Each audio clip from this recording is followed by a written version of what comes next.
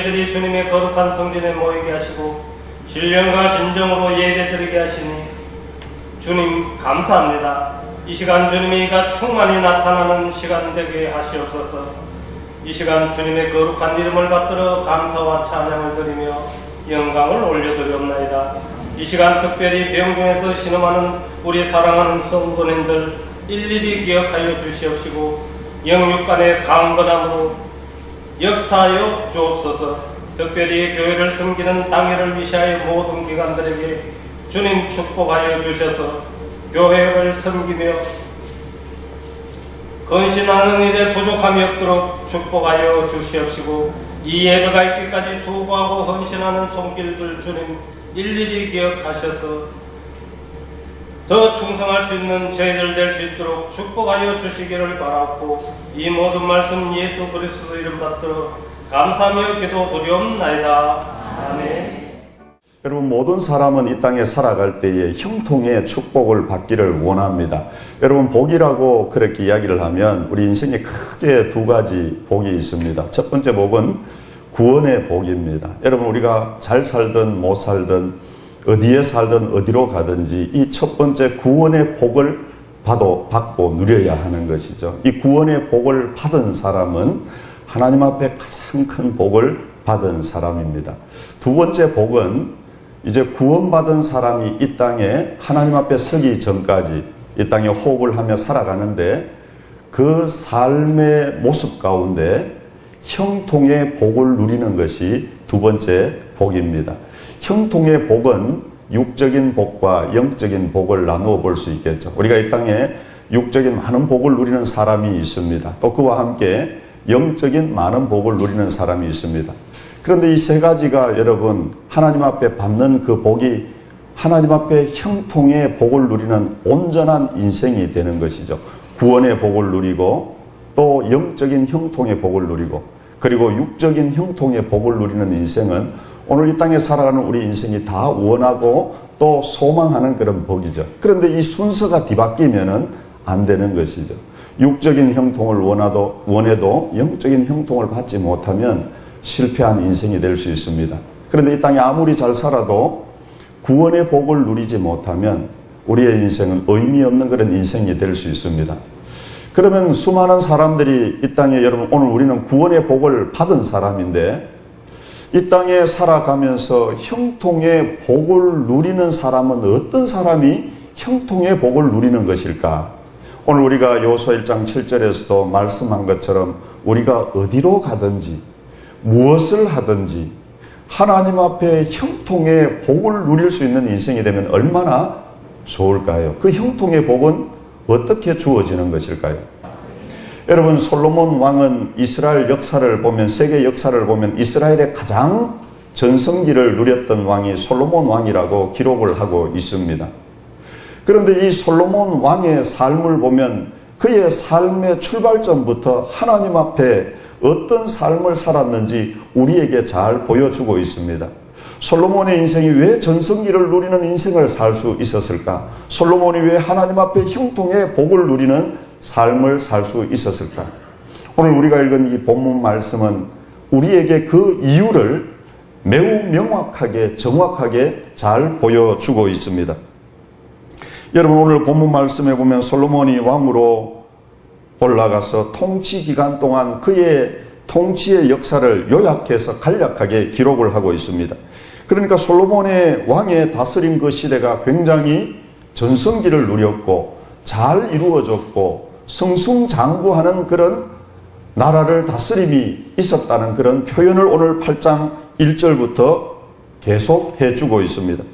오늘 우리가 읽은 말씀 역대하 8장 3절에서 5절 말씀에 보면 솔로몬이 가서 하맛 소바를 쳐서 점령하고 또 광야에서 다두본을 건축하고 하맛에서 모든 국고성들을 건축하고 또 윗 벳호론과 아랫 벳호론을 건축하되 성벽과 문과 문빗장이 있게 하고 견고한 성읍으로 만들었다라고 그렇게 성경은 기록하고 있습니다. 이 말씀의 의미가 무엇이냐 하면 솔로몬이 왕이 되고 난 후에 나라 전체를 다스리는데 국고성과 성들을 개축하고 증축하고 새로 지었다는 것입니다. 그만큼 이스라엘 나라를 든든하게 잘 다스렸다라는 그런 의미로 기록을 하고 있는 것입니다. 그리고 솔로몬 왕은 바닷길을 열었다고 그렇게 이야기를 합니다. 그래서 그는 거대한 이스라엘의 국가적 부를 이루었습니다. 그러면 왜 솔로몬이 이런 축복을 누릴 수 있었는가? 왜 솔로몬의 다스림과 솔로몬의 삶 가운데 형통의 복을 누릴 수 있었는가 하는 것입니다.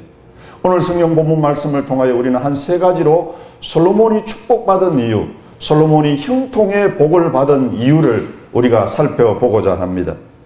첫 번째로 오늘 말씀을 보면 솔로몬은 하나님의 마음을 감동시키는 자였다는 것이죠. 솔로몬이 어린 나이에 왕이 되고 난 후에 그가 가장 먼저 왕의 자리에 올라서서 가장 먼저 한 것이 하나님 앞에 일천번제를 드린 것입니다.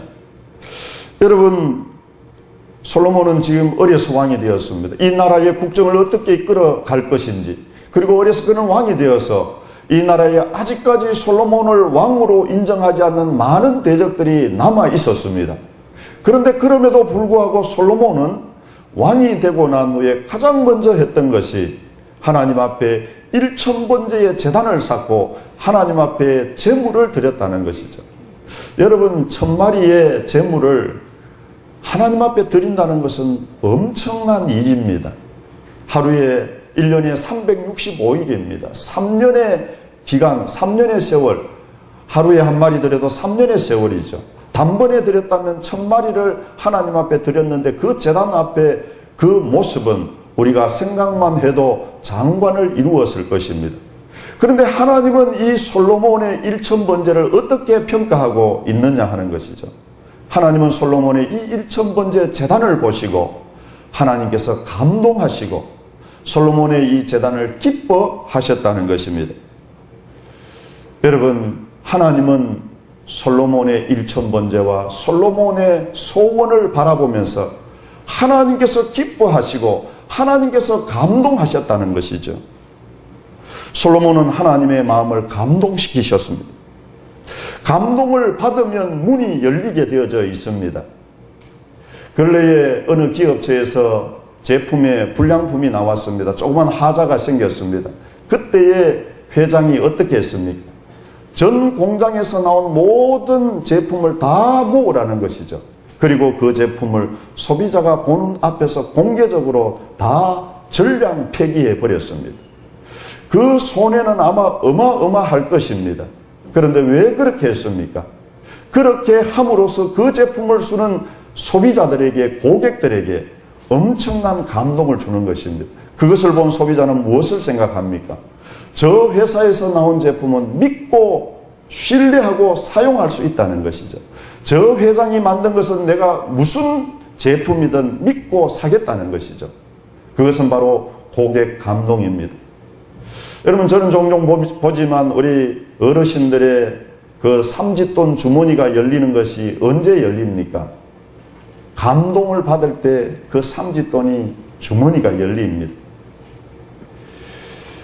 여러분, 어르신들, 저희 어르신들도 이렇게 보면은 먹을 것 안 드시고 차 탈 것 안 타시고 그렇게 아끼고 절약해서 주머니 깊숙하게 넣어둔 삼짓돈이 있습니다. 그런데 손자, 손녀들이 와서 할머니 건강하세요. 할머니, 할아버지 다리 주물러주고 어깨 주물러주고 할머니 사랑해요. 할아버지 사랑해요. 그러면 그 다쳤던 어르신들의 마음이 순간 다 열리게 되는 것입니다. 여러분, 감동을 받으면 다쳤던 삼짓돈도 열리게 되고, 자식이 아버지를 감동시키고 아버지 사랑합니다. 아버지 부족하지만 아버지를 위해서 열심히 하겠습니다라고 아버지를 감동시키면 아버지의 주머니가 열리게 되어져 있고 아버지의 마음이 열리게 되어져 있는 것이죠. 아들을 위해서 못 줄 것이 무엇이 있겠습니까?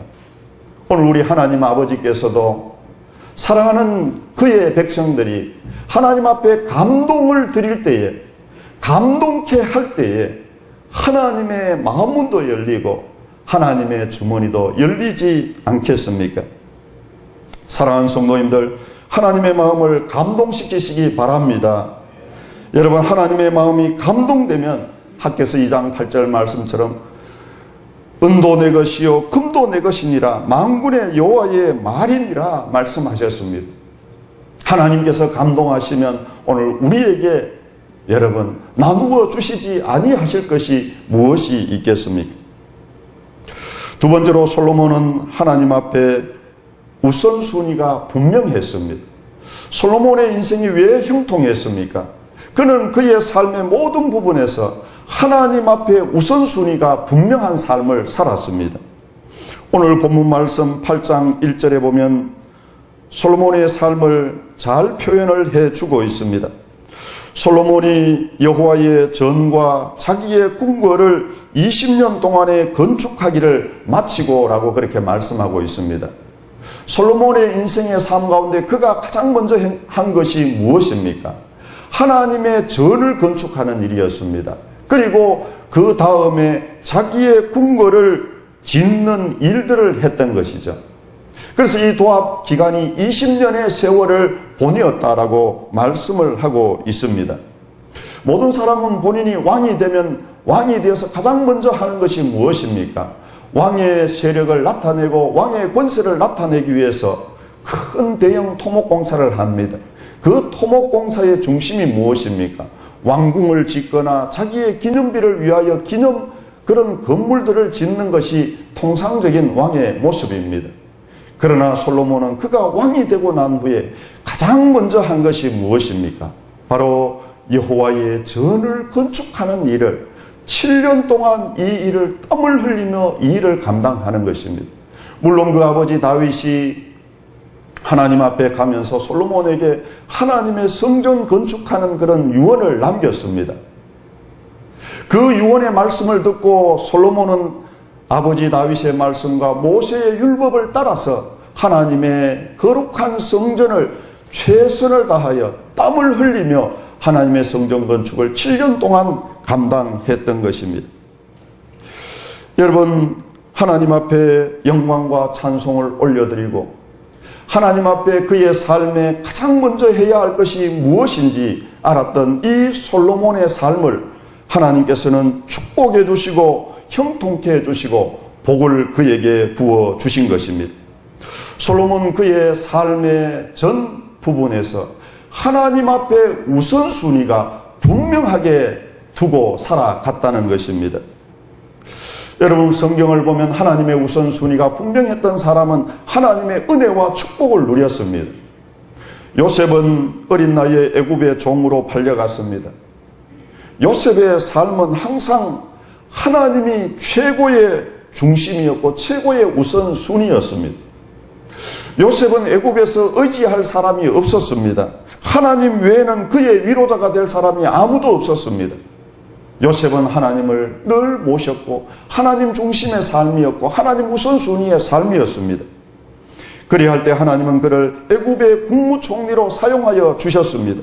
그가 보디발의 집에서 하나님의 우선순위가 아니고 하나님께서 기뻐하는 삶이 아니었다면 그는 애굽에서 타락한 한 히브리 청년으로 인생의 삶을 마치고 말았을 것입니다. 여러분, 다니엘의 인생도 마찬가지입니다. 바벨론 대제국의 노예로 팔려간 어린 젊은 소년에 불과했던 다니엘은 그는 그의 삶 전체가 하나님 중심의 삶이었습니다. 여호와 하나님의 말씀이 우선순위였고 하나님 앞에 무릎 꿇고 기도하는 것이 그의 삶의 우선순위였고 하나님 앞에 하나님 중심으로 살아가는 그 삶이 다니엘의 삶의 우선순위였습니다. 그리할 때에 하나님은 이 다니엘을 바벨론의 대제국의 국무총리로 사용하여 주셨습니다. 그가 바벨론 제국의 화려한 문화에 마음이 빼앗겼더라면 그는 그 바벨론 화려한 그 문명 문화에 그의 마음이 빼앗겨서 거기에 젖어서 살았더라면 그는 타락한 바벨론의 유대 청년으로 인생을 마치고 말았을 것입니다. 여러분, 오늘 우리가 어디를 가든 무엇을 하든 어느 곳에 있든 하나님의 말씀이 우리의 우선순위고 하나님이 우리 삶의 우선순위가 되고 그 하나님을 모시고 요셉과 다니엘처럼 그렇게 살아가면 하나님께서는 오늘 우리를 이 시대에 하나님의 일에 쓰임받는 일꾼으로 세워주실 줄 믿습니다. 우리의 삶을 형통하게 이끌어 주실 것입니다. 세 번째로 솔로몬은 하나님 앞에 예배 드리는 것을 쉬지 않는 삶을 살았습니다. 오늘 솔로몬의 삶을 보면 그는 하나님의 성전 건축하는 일이 결코 쉬운 일이 아니었습니다. 7년 동안 참 힘들고 어려운 그런 공사였습니다. 그런데 오늘 이 하나님의 성전 건축을 할 때에 솔로몬이 무엇을 했습니까? 똑같은 본문을 담고 있는 열왕기상 9장 25절 말씀에 보면 솔로몬이 여호와를 위하여 쌓은 제단 위에 해마다 3번씩 번제와 감사의 제물을 드리고 또 여호와 앞에 있는 제단에 분향하니라. 이에 성전 짓는 일을 마치니라. 그렇게 말씀을 하고 있습니다. 솔로몬은 성전만 멋있게 최선을 다하여 건축한 것뿐만 아니라 그는 성전에서 거룩한 하나님의 제단 쌓는 일에도 최선을 다하여 감당을 했다는 것입니다. 하나님의 성전 건축을 짓는 이 많은 어려운 일들 가운데서도 그는 하나님의 제단 앞에 매년마다 절기마다 하나님 앞에 제단을 쌓고 하나님 앞에 예배드리는 이 일을 소홀히 하지 않았다는 것이죠. 많은 사람들은 외적인 일들을 하다 보면 내적인 하나님 앞에 제단 쌓는 일들을 등한시하거나 소홀히 하기 쉽습니다. 그러나 솔로몬은 하나님 앞에 거룩한 하나님의 이 제단 좋은 일들을 감당하면서 이 일들을 감당하면서도 그는 하나님 앞에 날마다 제단 쌓고 절기마다 제단 쌓고 하나님 앞에 나아가는 그 일을 여러분 소홀히 하지 않았다는 것이죠. 하나님께서는 예배로 나아가는 자를 기뻐 받으시고 하나님은 수많은 외적인 많은 일들보다도 그 중심이 하나님을 향하여 있고 하나님을 향하여 예배드리는 자를 하나님은 기뻐하시는 줄 믿으시기 바랍니다. 여러분, 아브라함은 어디를 가든지 하나님께 먼저 예배드리는 예배자로 섰습니다. 창세기 12장 7절에 보면 여러분 창세기 12장에 하나님은 이 아브라함을 갈대아 우르 본토 친척 아비집을 떠나라고 명령을 하셨습니다.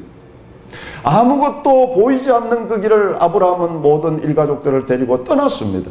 그런데 그들이 가장 먼저 도착했던 가나안 땅이 어디입니까? 그들이 무작정 떠났던 그 길에 세겜 땅 모래 상수리 나무 아래에 이르렀을 때에 창세기 12장 7절에 보면 그는 그곳에서 가장 먼저 제단을 쌓고 하나님께 예배를 드리고 있다는 것입니다. 그리고 창세기 12장 8절의 말씀에 보면 거기서 베델 동쪽 산으로 옮겨 장막을 치니 서쪽은 베델이요 동쪽은 아이라. 그가 그곳에서 여호와께 제단을 쌓고 여호와의 이름을 부르더니라고 그렇게 말씀을 하고 있습니다.